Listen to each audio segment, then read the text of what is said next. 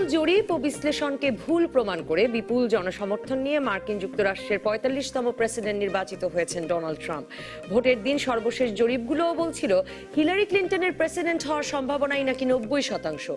এখন নির্বাচনের ফলাফল দেখে যুক্তরাষ্ট্রের ভেতরে বাইরের সংবাদ মাধ্যম এবং পর্যবেক্ষকরা বলতে শুরু করেছেন, সারা পৃথিবীতেই বিশ্বায়নের প্রগতির ধাক্কায় কোণঠাসা হয়ে পড়া মধ্যবিত্ত এবং নিম্নবিত্তের ভাবনা থেকে বিচ্ছিন্ন হয়ে পড়েছে রাজনৈতিক নেতৃত্ব, মিডিয়া এবং গবেষকেরা। তাই তারা জুড়ে ব্রিটেনে ভয়াবহ সাম্প্রদায়িক এবং অভিবাসী বিরোধী প্রচারণা চালিয়ে কি করে ভোটারদের বাকি ইউরোপ থেকে বিচ্ছিন্ন করে ফেলার পক্ষে ভোট পড়লো এবং ব্রেক্সিটের পক্ষে জনমত এলো তাতেও বিস্মিত হয়েছেন, এখনো হচ্ছেন ট্রাম্পের নির্বাচনে। সারা বিশ্বের লিবারেল রাজনীতির অনুসারীরা তাই ট্রাম্পের নির্বাচনে ভেঙে পড়লেও ব্রিটেন, ফ্রান্স, অস্ট্রিয়া সহ বিভিন্ন দেশে সদ্য শক্তি সঞ্চয় করা অতি ডানপন্থী দলগুলো ট্রাম্পের নির্বাচনকে তাদের রাজনীতির বিজয় হিসেবে দেখছে। ট্রাম্পের ক্যাম্পেইনকে প্রথম থেকে জোর সমর্থন দিয়ে আসা রুশ প্রেসিডেন্ট ভ্লাদিমির পুতিন বলেছেন, ট্রাম্পের প্রচারণাকালীন পরিকল্পনা অনুযায়ী রাশিয়া আমেরিকার সঙ্গে সর্বাত্মক সম্পর্ক পুনঃস্থাপনে আগ্রহী। জার্মানি, ফ্রান্স সহ ইউরোপের রাজনীতিবিদরা এখন যত দ্রুত সম্ভব বুঝে নিতে চাইছেন বেফাঁস কথা আর এক তুড়িতে পররাষ্ট্র সম্পর্কের খোল নলচে পাল্টে ফেলার কথা বলে আসা ট্রাম্পকে। তাই ইউরোপীয় ইউনিয়নের কর্তারা দ্রুততম সময়ে ইউ যুক্তরাষ্ট্র শীর্ষ বৈঠকের জন্য সময় বের করতে অনুরোধ করেছেন। সস্ত্রীক বাংলাদেশে বেড়ানোর আমন্ত্রণ সহ অভিনন্দন জানিয়েছেন বাংলাদেশের প্রধানমন্ত্রী শেখ হাসিনাও। বিশ্বের সবচেয়ে ক্ষমতাবান দেশের প্রেসিডেন্ট পদে এমন বিদ্বেষী নেতার আগমন কি পুরো বিশ্ব ব্যবস্থায় পাল্টে যাওয়ার ইঙ্গিত? এই নিয়ে আলাপ করতে রাজকাহনে অতিথি হয়েছেন সাবেক পররাষ্ট্র প্রতিমন্ত্রী আবুল হাসান চৌধুরী, সাবেক রাষ্ট্রদূত নাসিম ফেরদৌস এবং Bangladesh institute of international and strategic স্টাডিজের পরিচালনা পরিষদের সভাপতি মুন্সি ফয়েজ আহমেদ। স্বাগত আপনাদের তিনজনকেই। আবুল হাসান চৌধুরী, আপনাকে দিয়ে যদি শুরু করি, আপনি কাল রাত পর্যন্ত ভীষণ কনফিডেন্ট ছিলেন, খুব আশাবাদী ছিলেন যে কোনোভাবে ট্রাম্প মানে তাকে বলছিলেন যে তিনি মানসিকভাবে কেপেবলই আপনি মনে করেন না প্রেসিডেন্ট হওয়ার জন্য, এই লোককে নিশ্চয়ই আমেরিকা নির্বাচন করবে না। কিন্তু আসলে সারা বিশ্বের বিশ্লেষক, জরিপ সবার ধারণা ভুল প্রমাণ করে ট্রাম্পই তো জিতে গেলেন।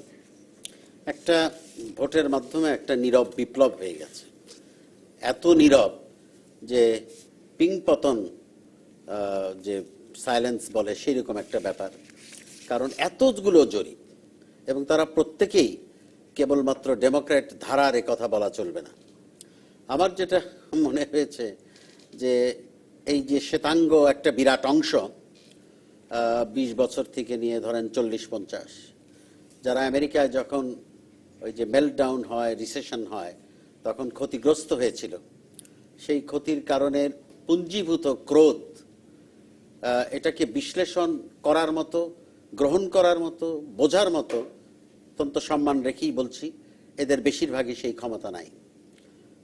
ডোনাল্ড ট্রাম্প যে ম্যাজিক কতগুলো সামনে তাদের তুলে ধরেছেন, এটা তারা একের গোগ্রাসে গ্রহণ করেছেন এবং ভোট দিয়েছেন নীরবভাবে। আর একটা কথা যেটা আমরা কালকে আলোচনা করছিলাম, অবশ্যই আমার মনে হয় যে যদি বার্নি স্যান্ডার্স ডেমোক্র্যাট পার্টির প্রতিনিধি থাকতেন হয়তো অন্যরকম হতো, কারণ তারও টার্গেট এই একই গ্রুপ।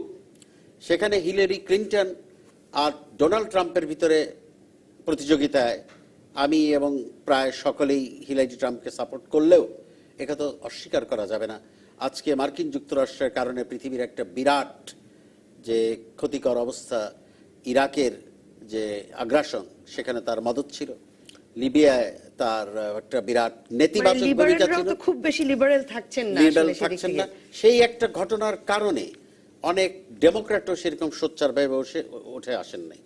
তারপরে আমি অভিনন্দন জানাচ্ছি ভ্লাদিমির পুতিনকে বিজয়ী হবার জন্য। ডোনাল্ড ট্রাম্পকে না, ভ্লাদিমির পুতিনকে। ও ভ্লাদিমির পুতিনকে, আচ্ছা, ইচ্ছা করে বলেছেন। জি নিশ্চয়ই, ভ্লাদিমির পুতিনই সবচেয়ে বেশি আগ্রহী ছিলেন। রুশ মিডিয়া ভীষণভাবে ট্রাম্পের পক্ষে, সারা পৃথিবীতে বোধহয় রুশ মিডিয়ায় এত উৎসাহ নিয়ে ট্রাম্পের পক্ষে এবং নেমেছিল। নাসিম ফেরদৌস, আপনি কালো বারবার বলছিলেন যে আপনি আসলে নিশ্চিন্ত হতে পারছেন না, আপনার মনে হচ্ছে ভীষণ হাড্ডাহাড্ডি লড়াই হবে, এমনকি ডোনাল্ড ট্রাম্প জিতেও যেতে পারেন। মার্কিন জনগণের প্রতি আমরা সবাই যে আস্থা রাখলাম, আপনি রাখতে পারলেন না কেন? আসলে আমি আস্থা রাখতে পারিনি সেটা বললে ভুল হবে। মার্কিন জনগণের উপরে আস্থা রেখেই এই কথাটা আমি বলেছি। আমার ধারণা প্রথম থেকেই, ধরেন জুন মাস থেকে এই বছরের যে ডোনাল্ড ট্রাম্প যে স্ট্র্যাটেজিটা অ্যাডপ্ট করেছেন সেটা সঠিক, এবং সেটা দিয়েই উনি জিতবেন। আর একই ইয়েতে সঠিক ইন দ্য সেন্স যে তার যে টার্গেট গ্রুপকে হিট করা, সেই স্ট্র্যাটেজিটা তার সঠিক। এবং একই সাথে হিলারি ক্লিন্টন যে স্ট্র্যাটেজি নিয়েছিলেন সেটা সঠিক নয়। তো হিলারি ক্লিন্টনের এগুলো প্রমাণিত হলো যে সঠিক ছিল না। যেমন হিলারি ক্লিন্টন কোথাও খুব জোরসোরভাবে মার্কিন যুক্তরাষ্ট্রের শ্বেতাঙ্গ পুরুষকে অ্যাড্রেস করেন নাই। এটা আমি তখনও বলেছি, এখনও বলছি যে এটা একটা বড় কারণ ওনার এই ইয়েতে নির্বাচনে এই হারের কারণ। আর কারণ মার্কিন যুক্তরাষ্ট্র কিন্তু এখনও একজন নারী প্রেসিডেন্টের জন্য প্রস্তুত নয়। তাদের আরও 20 বছর লাগবে বলে আমি মনে করি, অন্তত পক্ষে, যদি 50 না লাগে, 20 বছর লাগবে একজন নারী প্রেসিডেন্টকে প্রেসিডেন্ট হিসাবে নমিনেট করা এবং তারপরে জিতিয়ে আনার জন্য। হিলারি ক্লিন্টনের সাথে ডেমোক্রেটিক কোনো লিডারশিপ তার সাথে কিন্তু মাঠে নামে নেই।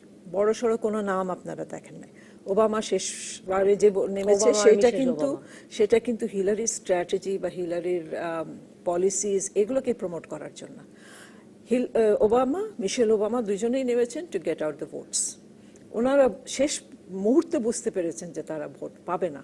এই জন্য আমি মনে করি যে ওবামা এবং মিশেল ওবামা এই কাজটা করতে নেমেছিলেন। এখানে যদি আমি মনে করি যে যদি হিলারি ক্লিন্টন এলিজাবেথ ওয়ারেনকে তার ভাইস প্রেসিডেন্ট হিসাবে নিতেন তাহলে তার জেতার সম্ভাবনা অনেক বেশি থাকতো। জুটিটা হতো শুধু নারী, এবং খুব জুটিটারও খুব কোনো মানে প্রভাব আমরা আসলে দেখতে প্রাণহীন পাইনি। একটা জুটি ছিল একেবারে। সেই জুটিতে ইলেকশন জেতা আমেরিকায় আমি মনে করি অসম্ভব। মুন্সি ফয়েজ, আপনার কাছে যাব যে আপনি কিভাবে দেখছেন? আমি এইভাবে দেখছি যে মার্কিন যুক্তরাষ্ট্রের নাগরিকরা, মার্কিন যুক্তরাষ্ট্রের লোকেরা তাদের ভার্ডিক্ট দিয়েছেন, তাদের রায় দিয়েছেন এবং ডোনাল্ড ট্রাম্পকে নির্বাচিত করেছেন। এখন সেই বিশ্লেষণে যে খুব লাভ নেই আমাদের, যে কে উপযুক্ত কে উপযুক্ত না, কেন হারলো কেন জিতলো। আমার মনে হয় যে আমাদের চিন্তা করা উচিত যে কিভাবে নতুন যে নেতৃত্ব আসছে তার সাথে আমরা আমাদের সম্পর্ক শক্তিশালী করতে পারি। এবং আমি মনে করি যে আমাদের মাননীয় প্রধানমন্ত্রী যে খুব সাথে সাথে খবর পাওয়ার সাথে সাথেই ডোনাল্ড ট্রাম্পকে টেলিফোন করে তাকে শুভেচ্ছা জানিয়েছেন, অভিনন্দন জানিয়েছেন এবং তাকে দাওয়াত দিয়েছেন বাংলাদেশে। আমি মনে করি অত্যন্ত ভালো কাজ করেছেন। এবং যেহেতু মার্কিন যুক্তরাষ্ট্রের যে তাদের যে বিভিন্ন রকমের নীতি ইত্যাদি নির্ধারণে একজন লোকের উপরে নির্ভর করে না, তাদের অনেকগুলো বিভিন্ন রকমের প্রতিষ্ঠান আছে, চেক অ্যান্ড ব্যালেন্সের একটা ব্যাপার আছে তাদের পলিসি মেকিংয়ে এবং ইমপ্লিমেন্টেশনে। তো তার ফলে হবে কি যে বড় রকমের কোনো পরিবর্তন রাতারাতি হবার সম্ভাবনা নেই। তার ফলে আমাদের যে সম্পর্ক ইতিমধ্যে মনে করি যে আমাদের এখন সম্পর্ক খুব ভালো, সেই সম্পর্কটা বজায় থাকবে এবং সেটাকে এগিয়ে নিয়ে যাওয়ার সম্পর্কের বিষয়টি নিয়ে সেটা তো নিশ্চয়ই আমাদের সকলেরই কৌতূহলের একটা বড় কারণ, সেটা নিয়ে আলাপ করতেই চাই। কিন্তু আমি বিশ্ব রাজনীতিতে এর প্রভাব নিয়েও আলাপ করতে চাই। মানে আপনি যত কনফিডেন্টলি বলছেন যে আপনি মনে করছেন না যে এতে বড় ধরনের কোনো পরিবর্তন আসবে, কিন্তু অনেকে তো আবার এটাও বলছেন যে ট্রাম্প আসলে যে ধরনের কথা, যে ধরনের নীতি পরিবর্তনের কথা বলে এসে রিপাবলিকান ভোটারদের এভাবে ঘরের বাহির করে নিয়ে এসে ভোটে জিতে চলে এলেন, তাতে মনে হচ্ছে যে এক রকমের প্রভাব পড়তেও পারে। মানে তিনি ঠিক কি করতে পারবেন সেটা এখনো জানা যাচ্ছে না, কাজে একটা সতর্ক থাকার বিষয় থাকছে কিনা। আর দ্বিতীয় কথা হচ্ছে, আমরা প্রেসিডেন্ট ওবামাকে তার অনেক এজেন্ডা বাস্তবায়ন করতে বাধাগ্রস্ত হতে দেখেছি, কারণ কংগ্রেস সেনেট কোনোটা কখনো তার হাতে ছিল না। কিন্তু গত 2 দফায় আরো বেশি ডান হয়ে যাওয়া রিপাবলিকানদেরকে তো বলা হচ্ছে যে রিপাবলিকানরা তো কংগ্রেসেও আছে, সেনেটেও আছে, তো প্রেসিডেন্টের তো সুবিধাই হওয়ার কথা। আমি ঠিক ওইভাবে দেখি না। আমি মনে করি যে হ্যাঁ, একই দলের হলেও সবাই তো আর ঠিক একভাবে চিন্তা করেন না, এবং প্রেসিডেন্ট বললেই যে তারা সবকিছু মেনে নেবেন তা নয়, যুক্তিতর্কের বিষয় আছে, সেটা হবে। আর একটা কথা আপনি বলার সময় বলছিলেন যে যেসব বক্তব্য দিয়ে তিনি এসেছেন, বক্তব্য ক্যাম্পেইনের সময়, প্রচারের সময়, যেভাবে নির্বাচনী প্রচারের সময় যেসব কথা বলা হয় তার মধ্যে একটা রেটোরিক্সের ব্যাপার থাকে। লোকের কাছে সহজে আবেদন করা যায় এরকম একটা বিষয় থাকে, সেই জন্য অনেক কথা বলা হয়। তার মানে এই না যে সেগুলো সবই তারা যখন নির্বাচিত হয়ে আসেন তখন সেইগুলোর উপরেই সবসময় নির্ভর করে কাজ করবেন, এটা সবসময় সঠিক নয়। তখন তারা বাস্তব অবস্থা দেখে কাজ করেন।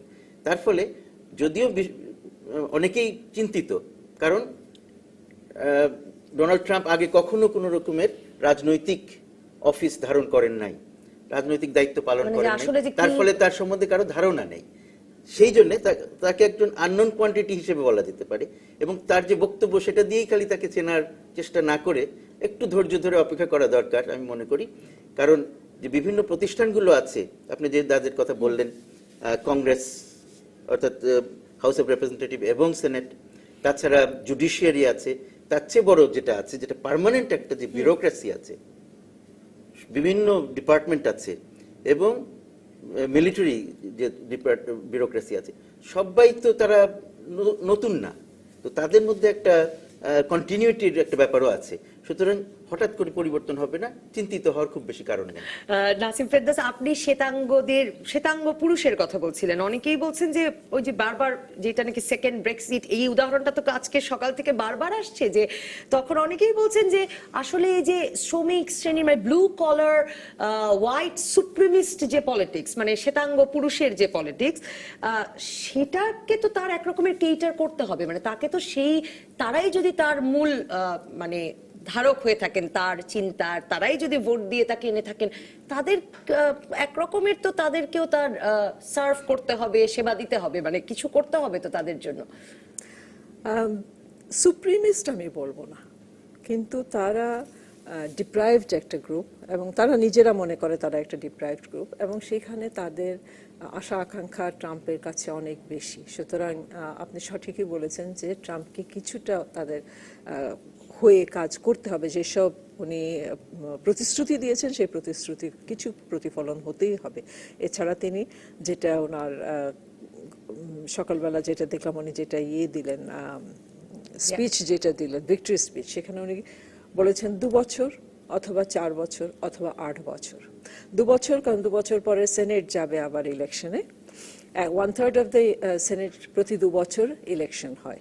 সুতরাং সেই 1/3 যখন ইলেকশন হবে, তখন যদি উনি যে প্রতিশ্রুতি দিয়েছেন সেই প্রতিশ্রুতির উপরে অনেকটা নির্ভর করবে সেনেটের মানে শেপ কি হবে, কারা কোথায় থাকবে। সেটা বদলে গেলে কিন্তু হাউস অফ রিপ্রেজেন্টেটিভস তার হাতে থাকবে না। 2টা অংশ তো, এবং মার্কিন যুক্তরাষ্ট্রের যেটা নিয়ম হলো যে একটা বিল পাস হতে হলে একদম হুবহু নকল কংগ্রেসে যেটা পাস হবে সেটা সেনেটে পাস হতেই হবে। একটু যদি হেরফের হয় তাহলে কিন্তু এটা ল হবে না। সুতরাং সেনেটকে এবং ওনার হাউসকে একসাথে রাখতে হবে। কিন্তু 2 বছর পরে সেনেটে কি হবে সেটা উনি এখনই প্রেডিক্ট করতে পারছেন না। তার মানে এই 2 বছর তিনি কেমন চালান তার উপরেও ডিপেন্ড করে যে রিপাবলিকানদের হাতেই থাকবে কিনা, থাকবে কিনা। তার মানে হলো আগামী 2 বছর উনি এই যে গ্রুপ ওনাকে ভোট দিয়েছে তাদের ব্যাপারে উনি সজাগ থাকবেন, এবং অনেকটাই প্রতিজ্ঞা উনি অন্তত বাহ্যিকভাবে দেখাবেন যে উনি এটা প্রতিশ্রুতিগুলো উনি সামাল দেওয়ার চেষ্টা করছেন, বা উনি সেইগুলোকে ইমপ্লিমেন্ট করার চেষ্টা করছেন, তার প্রমিসেস। প্রথম 2 বছর তাকে করতেই হবে যেভাবেই হোক, তারপরে সেনেটের ইলেকশনের পরে দেখা যাবে। আমি যেটা মনে করি যে এবারের মার্কিন যুক্তরাষ্ট্রের নির্বাচন যে একটা কুরুচি সম্পন্ন স্তরে নেমেছিল, এটা অতীতে আর কোনোদিন নামে নাই। একটা কথা আমরা মনে রাখবো যে অ্যান্টি এস্টাবলিশমেন্ট কিন্তু বার্নি স্যান্ডার্স, কিন্তু তিনি প্রশিক্ষণপ্রাপ্ত, তিনি রাজনৈতিক পদ্ধতি প্রক্রিয়ার ভিতর থেকে উঠে এসেছেন।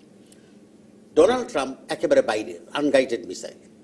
খুব সঠিকভাবে এখনই বলা সম্ভব না তিনি কোন দিকে যাবেন, কিন্তু আমার যেটা একটা gut feeling, and I hope I am wrong, যে তিনি নিজেকে একটা, যেটা তিনি বলেছেন it was a movement, it was not election. তো তিনি যদি তাকে একটা মিশনারি হিসেবে ভাবেন, এমনকি আপনিও প্রথমেই বলেছেন যে ভোটাররা একটা নীরব বিপ্লব ঘটিয়ে দিয়েছে, বিপ্লব শব্দটি ডানপন্থীদের জন্য ব্যবহার হচ্ছে, তাহলে তিনি যেসব কথাবার্তা বলেছেন তিনিও নিশ্চয়ই জানেন যে 2 বছর পর তাকে একটা ঝুঁকি নিতে হবে। এই 2 বছরের ভিতরেই তিনি হয়তো অনেক কিছু করার চেষ্টা করবেন। আরেকটা লোকের যদি ক্যারেক্টার অ্যানালিসিস করেন, এই লোকটা খুব চঞ্চলমতির মানুষ, এবং পররাষ্ট্র, এখানে আমার 2 অত্যন্ত সম্মানিত সাবেক সহকর্মী উপস্থিত, পররাষ্ট্রনীতিটা খুব ঠান্ডাভাবে নানা দিক চিন্তা ভাবনা করে বিশ্লেষণ, তার 3টা ডিবেটে আমার মনে হয় নাই যে তিনি সেরকম প্রণিধান নিবার মতো তার মনস্তাত্ত্বিক ব্যাপার স্যাপার আছে। তা আজকে খুব ঠান্ডা ছিলেন না, আজকে যে নির্বাচনে ঠান্ডা জেতার ছিলেন পরে। সেটাও দেখেন, তিনি যে বক্তৃতারা বলছেন যে আমরা সকলের সাথে কাজ করব, এইটা আমাদের নীতি, মানে সালিশ মানি তাল গাছটা আমার, এই জাতীয় কথা। Compare that to Hillary Clinton speech, graceful. আমরা খোলা মনে ট্রাম্পকে কাজ করতে দিব, তিনি আমাদের প্রেসিডেন্ট, আমাদের ড্রিম এই নির্বাচনের থেকে অনেক বেশি। সেই রকম একটা ইনক্লুসিভ ভাবধারা ওনার ভিতরে ফিরে আসে নাই। আর সবচেয়ে যেটা আমাদের জন্য চিন্তার বিষয়, সেটা হচ্ছে ট্রাম্পের ক্যাম্পেইনের সময়ই বর্ণবাদী হামলা হয়েছে, আমাদের দেশের নাগরিককে হত্যা করা হয়েছে। সেই একটা পরিস্থিতি কমে যাবে এটা আমি প্রার্থনা করি, আশা করি, কিন্তু আমার একটা বিরাট ভয় থেকে যাচ্ছে যে হয়তো কমতে নাও পারে। কারণ যে ফোর্সটাকে নিয়ে তিনি এগিয়ে গেছেন তাদের মধ্যে একটা বিরাট অংশ কু ক্লাক্স ক্লানেরও তো তিনি সাপোর্ট দিয়েছেন। আর যেটা আমার বন্ধু ফায়েজ সাহেব বলছিলেন, ইয়েস, মাননীয় প্রধানমন্ত্রীর এই তড়িৎ সিদ্ধান্ত অত্যন্ত ইতিবাচক, কারেক্ট হয়েছে। স্টেট টু স্টেট রিলেশনশিপ, একটা তো বিশ্বায়ন, সেখানে আমরা না গেলেও অনেক কিছু হবে যেটার মধ্যে আমরা কোনোভাবে প্রভাবান্বিত করতে পারবো না। তিনি মুসলিম বিদ্বেষী, তিনি হিসপ্যানিক বিদ্বেষী, তিনি কি বিদ্বেষী না, নারী বিদ্বেষী, কিন্তু মডারেট মুসলিম কান্ট্রি হিসেবে বাংলাদেশ পৃথিবীতে এখন সুপ্রতিষ্ঠিত। কালকেও যেটা আলাপ আপনি করেছি, বলছিলেন যে হয়তো তিনি নামই জানেন না, সেদিক থেকে সেটাও একটা লাভ হবে কিনা। আমি একটা বিরতির পরে এসে আরেকটু আলাপ করতে চাই যে এই যে ডানপন্থী রাজনীতির একটা নতুন করে উত্থান হচ্ছে কিনা সারা পৃথিবী জুড়ে। আপনি যেটা বলছিলেন কু ক্লাক্স ক্ল্যানের কথা তুললেন, মানে ইউরোপের অনেক ডানপন্থী দল মহা উৎসাহে তাকে অভিনন্দন জানাচ্ছেন। কাজে সেই প্রসঙ্গটি নিয়েও একটু আলাপ করতে চাই। ফিরে এসে আবুল হাসান চৌধুরী আপনার সঙ্গে। দর্শক থাকুন রাজকাহনে।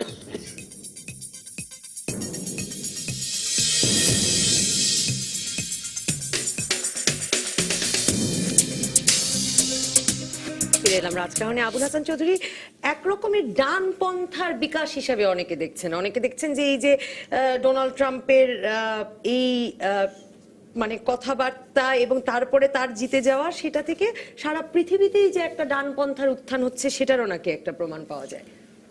ডোনাল্ড ট্রাম্পের মনোনীত হবার পর থেকেই, এবং এখন তো এটা স্থায়ীভাবে প্রতিষ্ঠিত হলো, যে একটা যে আবরণ ছিল, আসলে মার্কিন যুক্তরাষ্ট্রের জনগণ তাদের ভৌগোলিক কারণেই হোক বা ঐতিহাসিক কারণেই হোক, যে সাংঘাতিকভাবে তারা বিশ্বাস করে যে তারাই সবচেয়ে উপরে। এবং এই যে একটা সুপ্রিমেসিস শব্দটা আমি ব্যবহার করতে চাচ্ছিলাম না, এইটা কিন্তু এখন উন্মোচিত হয়েছে। এবং সেই জন্যই হয়তো অত্যন্ত প্রজ্ঞা বিদ্যা সম্পন্ন অভিজ্ঞ মার্কসিস্ট কিছু বন্ধু বিশ্লেষক তারা খুব করে চাচ্ছিলেন যে ডোনাল্ড ট্রাম্প প্রেসিডেন্ট হোক।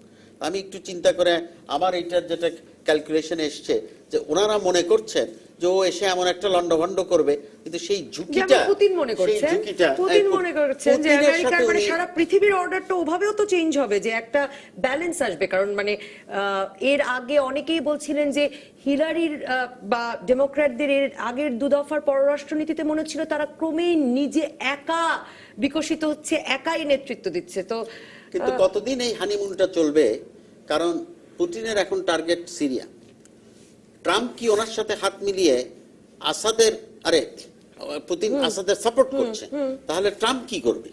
এটা তো পুরো একে আমেরিকান পলিসি তাহলে শিফট হতে পারে, কিন্তু সেখানে তিনি ইউরোপকে, আর এই প্রথমবার খুব সম্ভবত ইউরোপের বেশ কয়েকটা রাষ্ট্র, পার্টিকুলারলি ফরাসি রাষ্ট্রপ্রধান, উনি তো একেবারে ওপেনলি বলেছেন যে ট্রাম্পের বিজয়টা পৃথিবীর জন্য একটা সাংঘাতিক দুর্ঘটনা হবে। একদিকে তিনি খুব হইচই করছেন, আস্ফালন, অন্যদিকে নেটোকে তিনি দুর্বল করে দিবেন বলছেন, যেটাও পারবেন না। যে বলা হলো যে মিলিটারি আর্মস কমপ্লেক্স, মিলিটারি এই যে আর্মামেন্টের কমপ্লেক্সটা, এটা হচ্ছে সবচেয়ে স্থায়ী, সবচেয়ে শক্তিশালী প্রতিষ্ঠান, এরা এইভাবে গাইড করবে। আর চীনের ব্যাপারে আমার ধারণা খুব হার্ড বার্গেনিং করবেন তিনি, কিন্তু তিনি যতই করুন, at the end of the day he is essentially a businessman. তিনি জানেন, আশা করি জানেন, যে যদি চীনের সাথে ওই একটা ক্ষমতায় নেন, তাহলে চীনের আজকে 70% জিনিস, তারও বেশি হয়তো মার্কিন যুক্তরাষ্ট্রে চীন থেকে আসে। তাহলে অন্য জিনিসের যখন দাম বাড়বে এইটা কিন্তু রাতারাত্রি চেঞ্জ হতে পারে। অসুবিধার ব্যাপারটা হচ্ছে তিনি প্রোটেকশনিজমের ব্যাপারে সাংঘাতিকভাবে বলছেন কিছু না কিছু করবেন, সেখানে আমাদের একটু অসুবিধায় পড়ার সম্ভাবনা আছে। সেই জন্য খুব দ্রুত মার্কিন যুক্তরাষ্ট্র works through various mechanisms, lobbies. আমাদের এখানে we can't sit on events. আমাদের প্রধানমন্ত্রী যেরকম খুব তাড়াতাড়ি অভিনন্দন জানিয়েছেন, আমাদের এই আমি ব্যাপারটা আসবো বাংলাদেশের সঙ্গে যে সম্পর্ক আমরা নিয়ে একটা একটু মডারেট বিশেষভাবে। কান্ট্রি, আমরা এই যে হোলি আর্টিজানের পরে কত তাড়াতাড়ি মোকাবেলা করে শান্ত করেছি, এবং এইটা বোঝাতে হবে যে যদি এই দেশে অর্থনৈতিক সংকট হয়, অর্থনৈতিক একটা পরিস্থিতি ডেভেলপ করে, সেটা কিন্তু সহিংসতার জন্ম দিবে। এইটা বোঝালে হয়তো মানে আমরা বলছি যে একরকমের ডানপন্থার বিকাশ, কিন্তু আবার প্রোটেকশনিস্ট শব্দটি আবুল হাসান চৌধুরীও ব্যবহার করলেন। মানে তিনি তো আবার অনেক দিক থেকে খুব মানে সংরক্ষণবাদী। তিনি আমেরিকায় ফ্যাক্টরি ফেরত আনতে চান, তিনি দেয়াল তুলতে চান, তিনি মানে কাজে আবার এই যে আজকে যেমন বললেন যে যারা ফরগটন, যাদেরকে ভুলে যাওয়া হয়েছিল, তাদেরকে আর এই আমেরিকা কখনো ভুলবে না। মানে হঠাৎ মনে হতে পারে কিন্তু কোনো বামপন্থী শ্রমিক নেতার কথা শুনছি।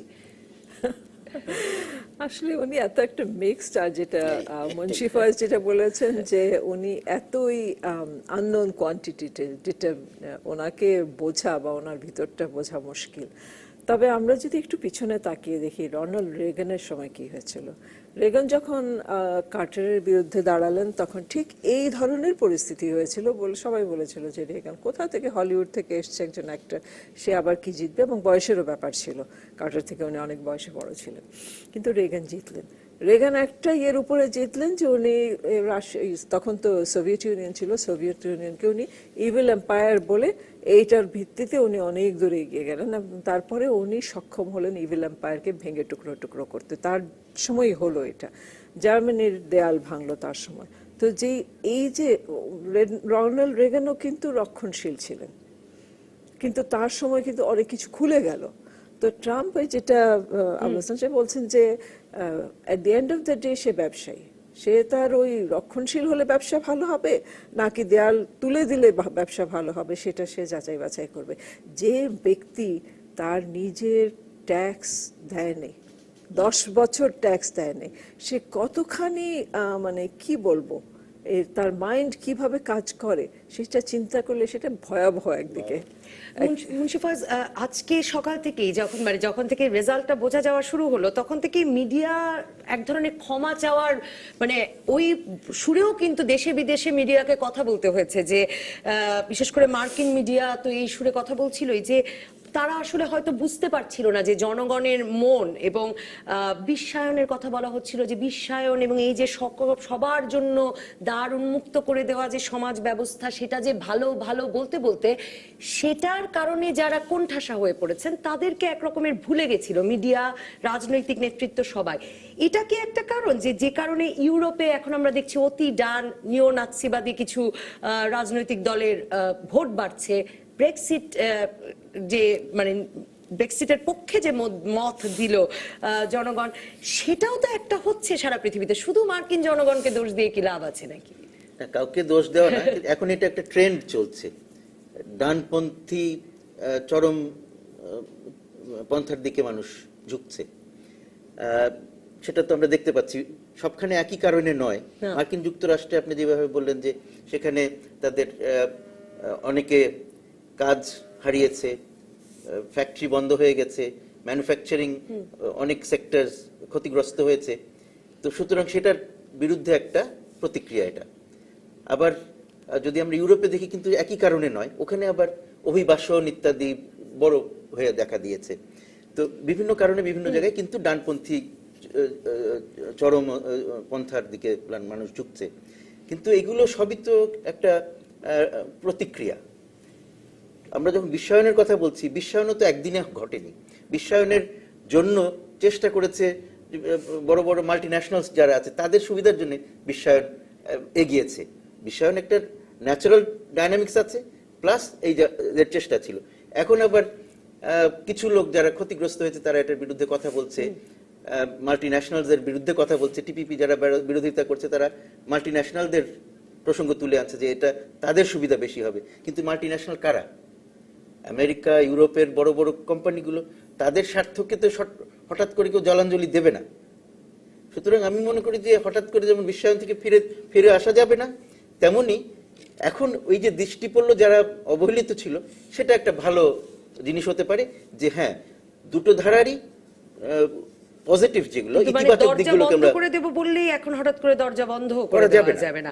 মুন্সি ফয়েজ, আপনি আননোন কোয়ান্টিটি শব্দটি ব্যবহার করেছেন, কাজে এই প্রসঙ্গটিও আপনার কাছ থেকেই আলোচনা শুরু করতে চাই। এবং আপনি বলছিলেন যে তিনি যেহেতু ব্যবসায়ী, তিনি ভালো ডিল করবেন, মানে সেই ভালো ভালো চুক্তি সম্পাদন করবেন দেশের জন্য, সেটা একটা অনেকেরই প্রত্যাশা। বলছেন যে সফল ব্যবসায়ী, কাজেই সফলভাবে আমেরিকাও পরিচালনা করতে পারবেন।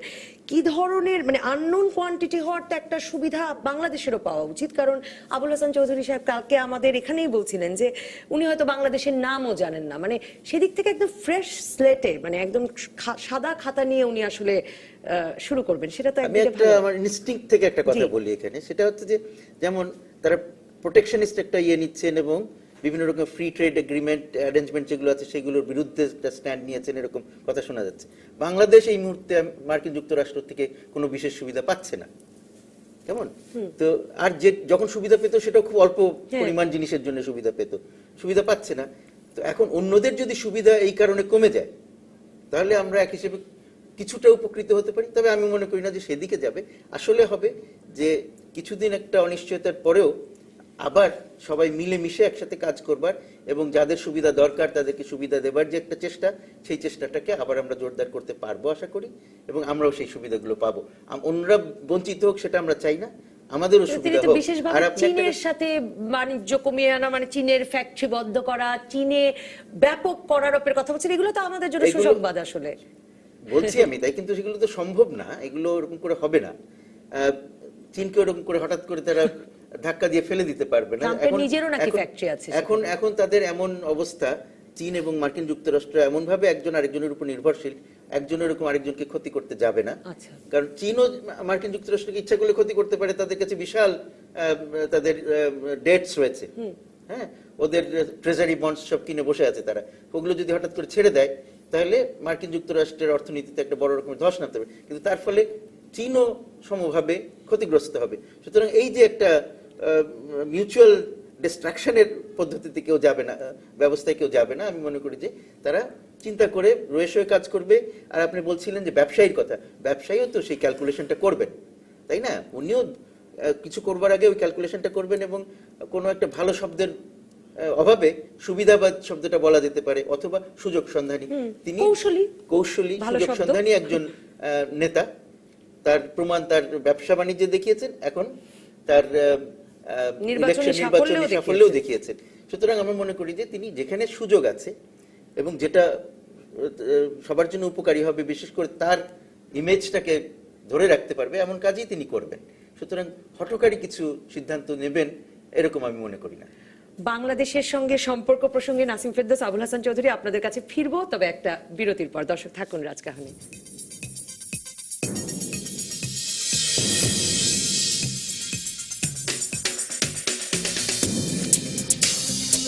ফিরে এলাম রাজকাহনে।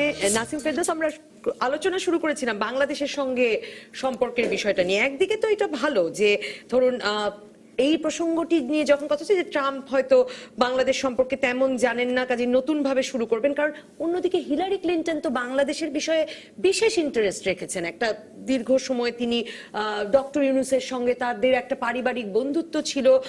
এবার নির্বাচনী প্রচারণার সময় ক্লিন্টন ফাউন্ডেশনে কে কে টাকা দেয় সেসব সময় বেরিয়ে এলো যে ক্লিন্টন ফাউন্ডেশনে ডক্টর ইউনুস প্রায় $2.5 কোটি দিয়েছিলেন, এরকম একটি খবর বেরোলো। এবং এর আগে আমরা দেখেছি যে গ্রামীণ ব্যাংকের সঙ্গে সরকারের কি চলছে সেটা নিয়ে সরাসরি হিলারি ক্লিন্টন এক রকমের প্রভাব বিস্তার করতে চাইছেন।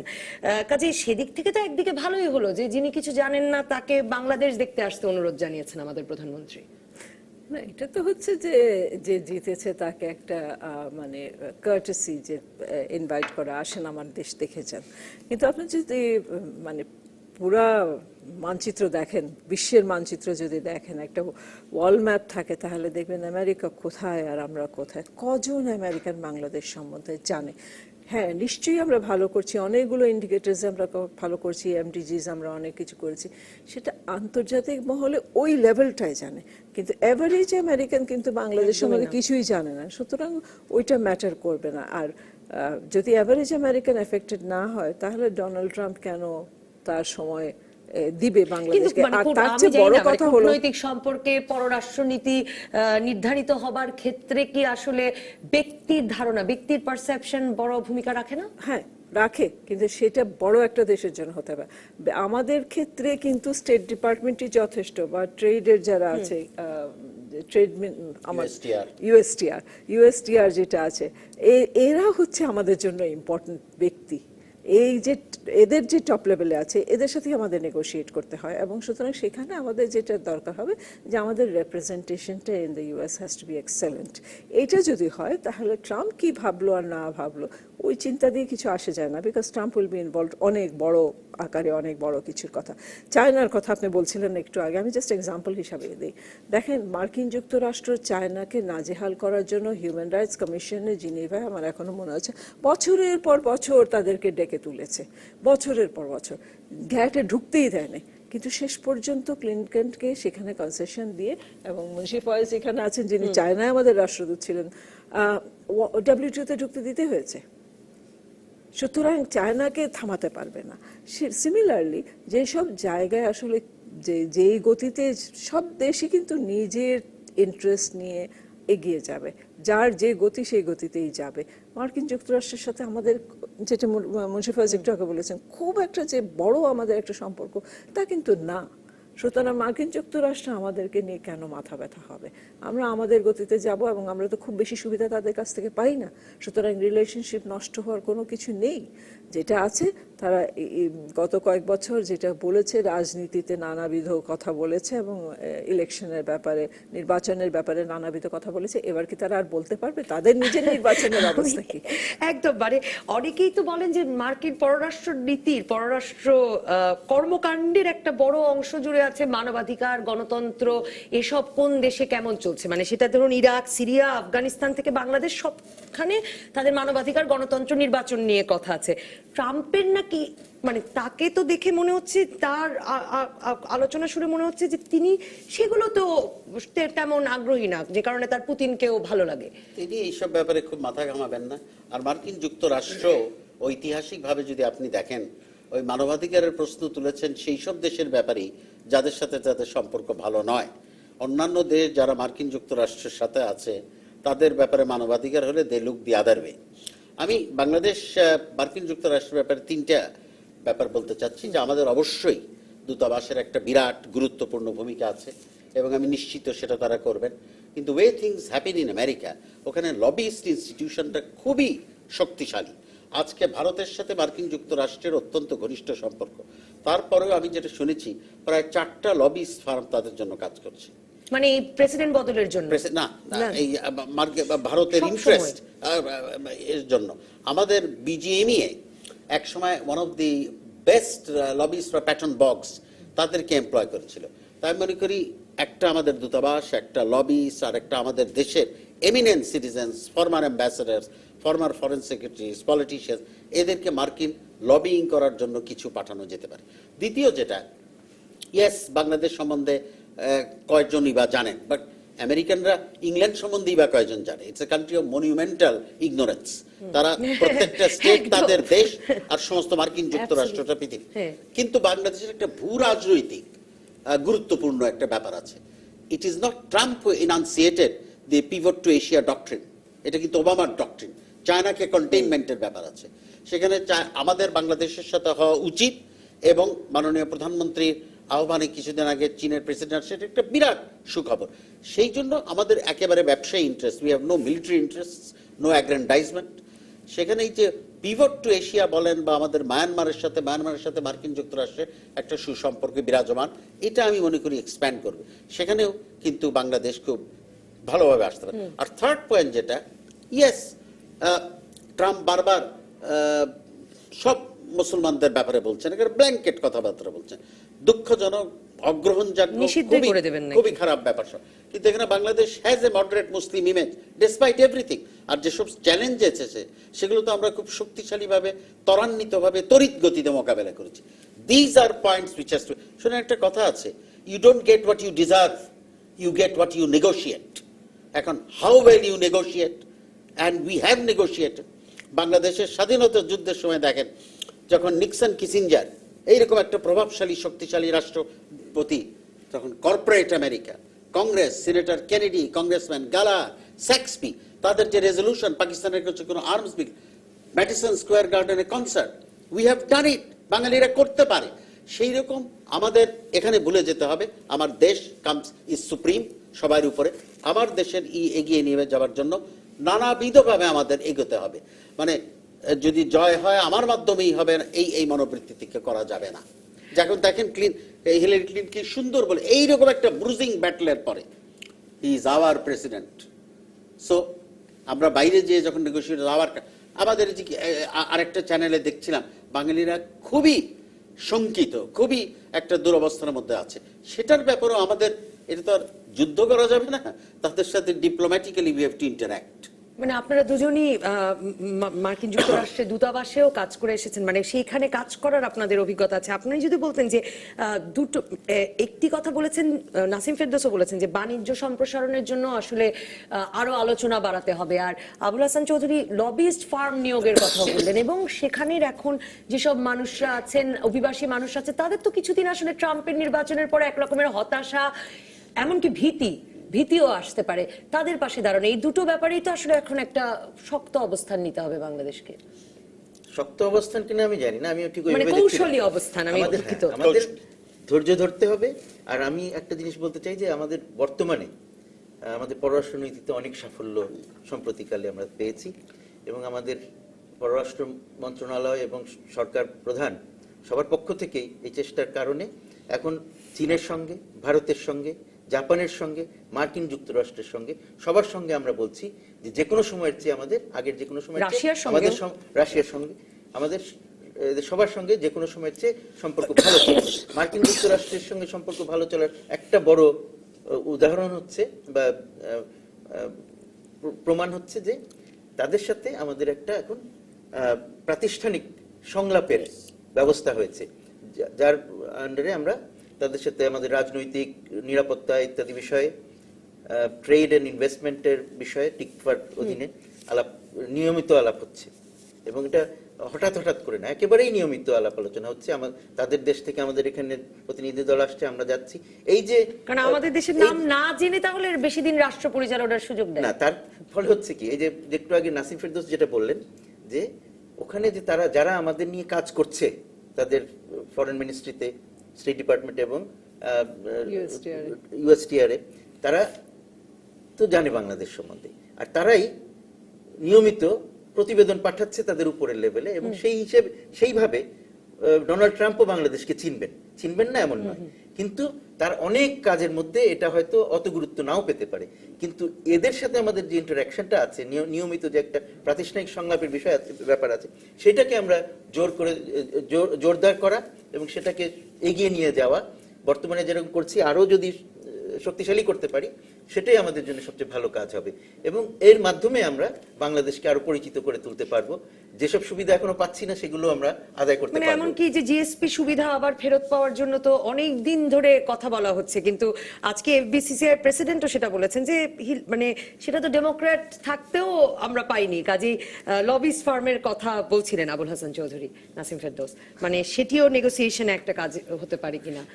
দেখুন, ইমেজ ডেভেলপ করতে হলে সব জায়গায়, শুধু খালি যে দেশে, মানে মার্কিন যুক্তরাষ্ট্রে বাংলাদেশের ইমেজ তৈরি করার জন্য লবিস্ট ফার্ম না, ইমেজ যে কোনো মানুষের ইমেজ তৈরি করার জন্য বিশেষ ব্যক্তিত্বকে নিয়োগ করা হয়। ঠিক তাই মনে করতে হবে যে আমাদের একটা পজিটিভ ইমেজ আছে, সেটাকে সম্প্রসারিত, সমৃদ্ধ করার জন্য লবিস্ট, এমন একটা লবিস্ট ফার্ম, একজন না দুজন, মানে একটা না দুটো, বিভিন্ন অ্যাঙ্গেল থেকে কয়েকটা লবিস্ট ফার্মই নিয়োগ করা যেতে পারে। এক সময় ছিল যে বাংলাদেশে সেই লবিস্ট ফার্ম নিয়োগ করার মতো ক্ষমতা ছিল না, কারণ মার্কিন যুক্তরাষ্ট্রে এটা খুব এক্সপেন্সিভ একটা ব্যাপার। আর আমাদের মানুষ যারা বাংলাদেশের বংশোদ্ভূত তাদের কাছেও পয়সা ছিল না, তারা বড় কোনো চাকরি বাকরিতে ছিল না, কিন্তু সেই প্রেক্ষাপট কিন্তু পরিবর্তন ঘটেছে, অনেক পরিবর্তন ঘটেছে। সুতরাং এখন আমাদের বাংলাদেশিদের যারা উপরে আছেন তাদেরকে ব্যবহার করতে হবে। এই ইলেকশনেই বোধহয় দেখলাম একজন বাংলাদেশি জন্মদ্রুত একজন দাঁড়িয়েছেন সেনেটের জন্য বা কংগ্রেসের জন্য, ওটার ওনার খোঁজটা দেওয়া হয়নি। আচ্ছা, তো সুতরাং সেইটা যদি হয়, এরকম ব্যক্তিত্ব কি আমাদের সরকার থেকে মানে আমাদের দিকে সুনজর দেওয়ার জন্য এদেরকে ব্যবহার করা যেতে পারবে। এইভাবেই কিন্তু ভারতে গিয়েছে। ভারতে যে আরেকটা জিনিস আছে যে বিদেশে, বিশেষ করে আমেরিকায় একটা নর্থ আমেরিকান গ্রুপ আছে, বাংলাদেশি বা ভারতীয় বা সাউথ এশিয়ান। ভারতীয় যে নর্থ আমেরিকান গ্রুপটা, তারা কিন্তু একেবারে সংঘবদ্ধ এক কথায়, ভারত ফার্স্ট। এখন প্রথম হতে হবে ভারত, তারপরে আমাদেরও সেইভাবে একরকম লবিস্ট একটা তৈরি করতে হবে যে বাংলাদেশ ফার্স্ট, তারপরে দেখা যাবে আর অন্যান্য, মানে কাজে লবিংটাও বিভিন্ন স্তর থেকে করা যেতে পারে।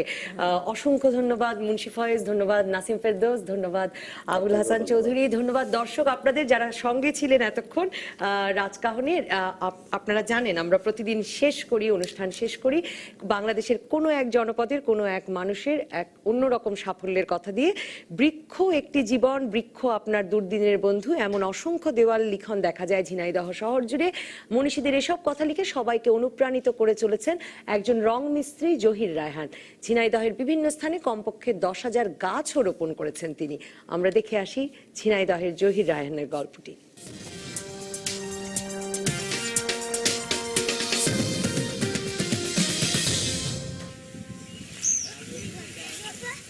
ঝিনাইদহের সদর উপজেলার নগরবাথান বাজারের জহির রায়হান অনন্য এক মানুষ। শুধু বৃক্ষরোপণ নয়, অসহায় দরিদ্র 7 জন ছেলে মেয়েকে নিজ খরচে লেখাপড়া করাচ্ছেন তিনি। পেশায় রং মিস্ত্রি জহির রায়হান নিজের আয়ের অর্ধেকটাই খরচ করেন বিভিন্ন সামাজিক কাজে। বৃক্ষরোপণের পাশাপাশি পাখির নিরাপদ আশ্রয় গড়তে গাছে গাছে মাটির কলসও বেঁধে দিয়েছেন জহির রায়হান। মেয়ে ছেলে যারা বিয়ে দিতে পারে না তাদের বিয়ে দেওয়া দিচ্ছে, অন্যান্য মেয়ে ছেলেদের বাড়ি নিয়ে এসে রেখে তাদের লালন পালন করছে, লেখাপড়া শিখেছে। শীতের সময় কম্বল দেয়, ঈদের সময় সীমায় চিনি দেয়, প্রতিবন্ধীকে ছাগল দেয়। মাঠের মধ্যে কোনো বসার জায়গা নেই, একটা গাছ লাগিয়ে দিয়েছে জোর ভাই, কলে পানি খাওয়া যায়, জায়গা নেই, শান্তি, লোকজন সবাই শান্তি পায়। জহির রায়হান কাকা আমার লেখাপড়ার খরচ দিয়েছে। ইন্টারমিডিয়েট পরীক্ষা পর্যন্ত তিনি আমার যাবতীয় লেখাপড়ার সমস্ত খরচ চালিয়ে আসছে। নিজের বাইসাইকেলকে পরিণত করেছেন ভ্রাম্যমাণ লাইব্রেরি। এলাকার প্রতিবন্ধীদের ছাগল দেওয়া সহ অসহায়দের বিভিন্নভাবে সাহায্য করেন জহির। আমি একজন রং মিস্ত্রি হয়ে যদি 7 জনের লেখাপড়া খরচ চালাই, তাহলে আছে দেশে অনেক অনেক প্রভাবশালী মানুষ আছে, অনেক বিত্তবান লোক আছে। তো আমার এই কাজে সহযোগিতা করে বা এগিয়ে আসে, তাই আমি একটা এতিমখানা খুলতে পারবো। রাস্তার দুধারে ক্লান্ত পথিকদের জন্য বেশ কয়েকটি ইটের তৈরি বসার জায়গা, চাষিদের তৃষ্ণা মেটাতে মাঠের মধ্যে টিউবওয়েলও বসিয়েছেন নিজের খরচে। হাওর, খাল বিলে মাছের পোনা ছাড়ার মতো সামাজিক কাজেও এগিয়ে আছেন ঝিনাইদহের এই রং মিস্ত্রি। এই গরিব জহির রায়হান একজন রং মিস্ত্রি, সে মানে কি সাদা মনের মানুষ। সে কয়েকজন এতিম মেয়েকে পড়াচ্ছে এবং পরিবেশ নিয়ে কাজ করছে এবং পাখি সংরক্ষণের উপর কাজ করছে। আমি জেলা প্রশাসনের পক্ষ থেকে সব সময় চেষ্টা করব এই জহির রায়হানকে কিভাবে পৃষ্ঠপোষকতা করা যায়।